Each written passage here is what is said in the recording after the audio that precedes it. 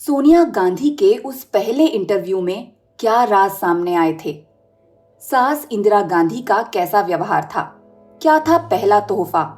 घर में कैसे रहते थे राजीव गांधी? क्या थे उनके शौक? हल्के क्रीम रंग की उड़िया साड़ी पर मरून लाल पाड़ और बड़ा सा खूबसूरत बिनत वाला पल्लू, कुहनी तक बाहों वाला सादा मरून रंग का ब्लाउज। साड़ी सीधे पल्ले की पहनी है, इसलिए पल्लू की उड़िया कारीगरी अलग चमकती सी दिख रही है। सीधी मांग निकालकर भूरे रूखे सीधे कटे लंबे बालों को दोनों ओर पिन लगाकर साधा हुआ और खुला छोड़ दिया गया है। कानों में नीचे की लौ पर 2 छेद, नीचे के छेद में बहुत छोटे छोटे हीरे के कण जड़ी हुई छोटी छोटी बालियां और ऊपर वाले छेद में एक छोटी सी सोने की कील। गले में नायलॉन के क्रीम कलर के कई धागों की लड़ में लटकती मूंगे के बने गणपति की छोटी सी मूर्ति। हाथ में लाल और सफेद बंगाली नुमा कंगन और दाहिने हाथ की कलाई पर बंधा हुआ पूजा का कलावा। माथे पर एक नन्ही सी लाल बिंदी, छोटी छोटी आंखों में बड़े करीने से लगाया हुआ काजल और पलकों पर हल्का आई शेडो। कहीं कोई चमक दमक नहीं, बहुत सादा किंतु आकर्षक व्यक्तित्व। मैंने आपको बताया ही नहीं कि किसका जिक्र कर रही हूँ आपसे। आपको यूं भी लग सकता है कि ये आपकी ही किसी भाभी, बहन, बेटी या चाची मौसी का वर्णन हो रहा है। तो ऐसा सोचकर आप कोई भूल नहीं कर रहे। हाँ, मैंने जो वर्णन किया है वो एकदम हमारी अपनी घरेलू किस्म की बहू, बेटी या बहन का ही चित्र है। वे ऐसी ही हैं, आपने ठीक समझा। मैं श्रीमती सोनिया गांधी का जिक्र कर रही हूँ। 1 मिनट में आई, कहकर गई थी और सचमुच 1 मिनट बाद ही आप ही गईं। अभी तक जिस कुर्सी पर राजीव जी बैठे हुए थे, अब वे उस पर बैठ गईं, मानो कह रही हूँ, अब हमारी बारी है, पूछो क्या पूछना है। मिल तो उनसे आधे घंटे पहले ही चुकी थी। राजीव जी के साथ बातों की वे चुपचाप साझेदारी भी करती रही थी, इसलिए बिना किसी पूर्व भूमिका के मैंने उनसे कहा, इतने बड़े देश के लाडले व्यक्ति आपके पति हैं। पंडित नेहरू और इंदिरा जी के विरोधियों तक ने उन्हें विश्वास और प्रेम दिया है। इतने महत्वपूर्ण व्यक्ति की पत्नी होने के नाते आप स्वयं को एकदम लाइमलाइट में प्रोजेक्ट कर सकती थी, पर किसी भी प्रकार के यश और नाम की आपने कभी कामना नहीं की। हमेशा इंटरव्यू देने या समाचारों में आने से बचती रहीं, सिर्फ अपने घर आंगन को संवारती रहीं। ये अनोखा संयम आपको कहाँ से मिला? या इसके पीछे कोई आदर्श? शोहरत से दूर, घर आंगन से प्यार। मेरी प्रशंसा को कुछ अतिरेक सा समझते हुए वे बोली, नहीं नहीं, इनमें अनोखी बात कोई नहीं है, किसी आदर्श या संयम की बात भी नहीं है। इसके लिए मुझे कोई जानबूझकर कोशिश भी नहीं करनी पड़ी। बस यूं ही अच्छा ही नहीं लगता लाइमलाइट में आना। इस आदत में भी मुझे कुछ ऐसा नहीं लगता कि कोई बड़ी महान बात है, कोई एक्स्ट्रा ऑर्डिनरी क्वालिटी है, बस एक आदत सी ही है। मैंने पूछा, ये आदत अभी पड़ी है या राजीव जी से शादी के पहले बचपन से ही आप ऐसी ही थी? तो बोली, हाँ, बचपन से ही ऐसी हूँ। मैंने उन्हें कुरेदने के ख्याल से कहा, तो क्या स्कूल में बैक बेंचर्स में से थी आप? वे संभली और बोली, नहीं नहीं, ऐसा बिल्कुल नहीं था। मैं बचपन में खूब शैतान थी, खेलती कूदती मस्त रहती थी, पढ़ने में भी होशियार थी, बैक बेंचर वगैरह नहीं थी। मैंने देखा बात ने सही असर किया है। पूछा, स्कूल के जमाने में डिबेट या ड्रामा वगैरह में भाग लिया होगा? तो बोली, मैं तो कॉन्वेंट में पढ़ती थी, वहाँ डिबेट वगैरह तो नहीं होती थी, लेकिन पेरेंट्स डे के दिन कुछ प्रोग्राम होते थे। उनमें नन्स बताती थी कि तुम्हें ये करना है, तुम्हें वो करना है, तो अक्सर मुझे कई प्रोग्रामों में भाग लेने के मौके दिए जाते थे। लेकिन वहां भी ये कभी नहीं किया कि खुद को सबसे ऊपर साबित करने की या खुद को लाइमलाइट में पेश करने की जानबूझकर कोशिश की हो। यानी कि सोनिया की स्वयं को हमेशा पीछे बैकग्राउंड में रखने की ये आदत उनकी अपनी एक सहज जीवन पद्धति है। मैंने अगला सवाल पूछा, राजीव जी के सामने इतनी समस्याएं हैं, इतनी जिम्मेदारियां हैं, जिनका अंदाजा सहज ही लगाया जा सकता है, तो ऐसी चूर चूर थका डालने वाली परिस्थितियों से जूझते हुए जब वे घर आते हैं, तो आप अपनी गृहस्थी को किस तरह नियंत्रित करती हैं कि उन्हें अधिक से अधिक सुकून मिल सके? किस चीज से, किस बात से रिलैक्स होते हैं वे? इस प्रश्न पर हमारी आपकी जैसी किसी भी साधारण गृहिणी की तरह परेशान सी वे बोली। अब तो वो इतना व्यस्त रहते हैं कि काम से फुर्सत ही नहीं मिलती, घर आकर भी काम ही करते रहते हैं। उन्हें पहले भी म्यूजिक ही सबसे ज्यादा रिलैक्स करता था, अब भी म्यूजिक ही रिलैक्सेशन देता है। मैंने पूछा, कौन सा म्यूजिक, देसी या पश्चिमी? तो बोली, म्यूजिक उन्हें दोनों ही पसंद हैं। पश्चिमी संगीत में उन्हें बाक और मोजर्ट अच्छे लगते हैं। मेरी मदर इन लॉ के भी यही फेवरेट थे।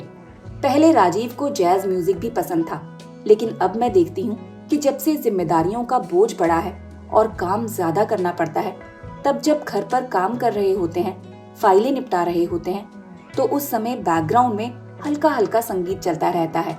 आजकल वे इंडियन क्लासिकल म्यूजिक ज्यादा सुनते हैं, अक्सर सरोद सुनते हैं या फिर सुब्बू लक्ष्मी, भीमसेन जोशी या डागर ब्रदर्स को भी काफी सुनते हैं। तो मैं ऐसा सोचती हूँ कि शायद भारतीय संगीत में ये ताकत जरूर होगी कि थकी हुई नसों को सूद करे।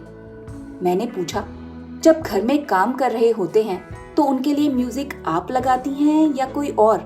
तो एक आंख हल्की सी दबाकर होठों पर एक प्यार भरी शरारत लाकर वे बोली, नहीं, मैं नहीं लगाती। वे खुद ही उठकर अपने मन का म्यूजिक लगाते रहते हैं। मेरा अगला सवाल था, वे जब पायलट थे तब के और अब आप दोनों के निजी जीवन में कोई बेसिक बदलाव आया है क्या? तुरंत बोली, नहीं नहीं, हमारी अंडरस्टैंडिंग में कोई बेसिक फर्क नहीं आया है, पर of course time factor is there.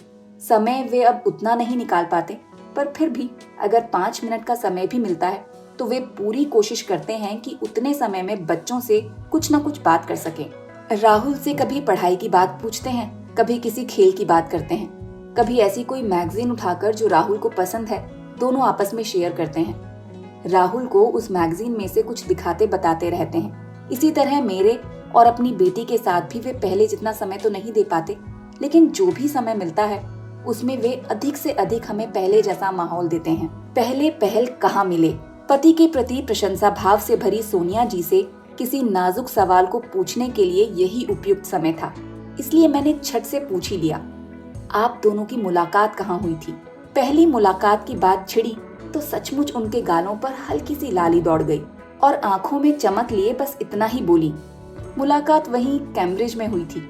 मैं अधिक विस्तार से सुनने की मुद्रा में चुप बैठी रही तो स्वयं ही बोली, राजीव कैम्ब्रिज में पढ़ते थे, मैं लैंग्वेज स्कूल में थी। वहाँ मैं स्पेनिश, इंग्लिश और फ्रेंच पढ़ती थी। मुझे इंटरप्रेटर का कोर्स करना था। मैंने कहा, आपके पढ़ने के स्थान तो अलग अलग थे, फिर मुलाकात का सिलसिला बना कैसे? तो बोली, असल में मेरा स्कूल यूं तो अलग था, लेकिन वो एफिलिएटेड तो कैम्ब्रिज से ही था ना, इसलिए वहाँ के स्टूडेंट्स के फंक्शन सब इकट्ठे होते थे। हमारे कई दोस्त थे, उनमें एक जर्मन दोस्त भी था जो इटालियन बहुत अच्छी जानता था। इस नाते उससे मेरी जान पहचान ज्यादा हो गई थी और वो राजीव का भी दोस्त था, तो एक तरह से हमारी दोस्ती उसी जर्मन दोस्त के थ्रू हुई थी। बस हमारा पूरा ग्रुप रोज ही शाम को इकट्ठा मिलता था। कभी रेस्तरां जाते थे, कभी पिक्चर जाते थे, कभी किसी नाटक या म्यूजिक के प्रोग्राम में जाते थे। बस ऐसे ही जैसे यहाँ भी यंग लड़के लड़कियां मिलजुल कर प्रोग्राम बनाते हैं, वैसे ही हम भी वहाँ साथ साथ घूमते मिलते थे। राजीव और मैं दोनों ही वहाँ परदेसी थे, इसलिए भी शायद हम में ज्यादा पड़ती थी। फिर आप जानती ही हैं कि हम लड़कियों में एक सिक्स्थ सेंस भी होती है, उससे पता चल ही जाता है कि कौन कैसा है। बस धीरे धीरे मुझे लगने लगा कि ये औरों से थोड़े अलग हैं। जितना बाहर से दिखते हैं, भीतर से उससे ज्यादा गहरे और समझदार हैं। कहकर मेरी ओर देखने लगी वे। निगाह में ये बात स्पष्ट थी कि जैसे कह रही हूँ कि इतना जवाब तो काफी है ना। मैंने कहा, उनके मन की भीतरी गहराई और समझदारी को समझ लेने के बाद इतना बोलकर मैंने बात अधूरी छोड़ी और शरारत से उनकी ओर देखने लगी, तो वे भी उतनी चपलता से बोली, समझ लेने के बाद प्यार हो गया। और हम दोनों ही मिलकर हंस पड़े। वे इतने सहज सरल मन से खुलकर बात कर रही थी, तो मैंने ये भी पूछने का साहस कर लिया कि प्यार होने के बाद प्रपोज किसने किया। एक पल के लिए वे झिझकी, लजाईं और बोली, एक तरह से दोनों ने ही। मैंने कहा, दोनों ने? तो बोली, हाँ, हमने इकट्ठे मिलकर ही सोचा था कि हम शादी करेंगे। फिर राजीव ने अपनी माँ को खत लिखा कि ऐसी ऐसी एक लड़की है, मैं उसे प्यार करता हूँ और चाहता हूँ कि आप उसे देख लें। तब शायद मेरी mother in law information minister थी। उन दिनों वहाँ लंदन में पंडित नेहरू पर एक नुमाइश लगाई गई थी। उसका शायद उद्घाटन करने के लिए राजीव की माँ जी को बुलाया गया था। इंडिया से उनका खत आया कि इस मौके पर सोनिया को लाना, मैं उसे देखना चाहूंगी। बस में आई और मुझे याद है वहाँ हाई कमीशन के घर ही शायद वे ठहरी थी। राजीव मुझे वहीं ले गए थे। वे मिली। उन्होंने मुझसे सबसे पहली बात कही थी, सोनिया, मैं माँ हूँ, मुझसे डरना या घबराना मत। बाद में मुझे समझाती रही थी कि मैं भी कभी तुम्हारी तरह लड़की थी और मैंने भी ऐसे व्यक्ति से प्यार किया था जिसकी जाति और धर्म मुझसे अलग थे। मैं तुम्हारे प्यार को और तुम्हें खूब अंडरस्टैंडिंग दे सकती हूँ। तुम किसी तरह की फिक्र मत करना। सुनकर मुझे बहुत अच्छा लग रहा था। मैं खुश हो गई थी। सासू जी से मिला पहला उपहार। मैंने पूछा, पहली बार मिलने पर आपकी सास ने आपको क्या गिफ्ट दिया था? तो बोली, गिफ्ट, और मुस्कुराने लगी।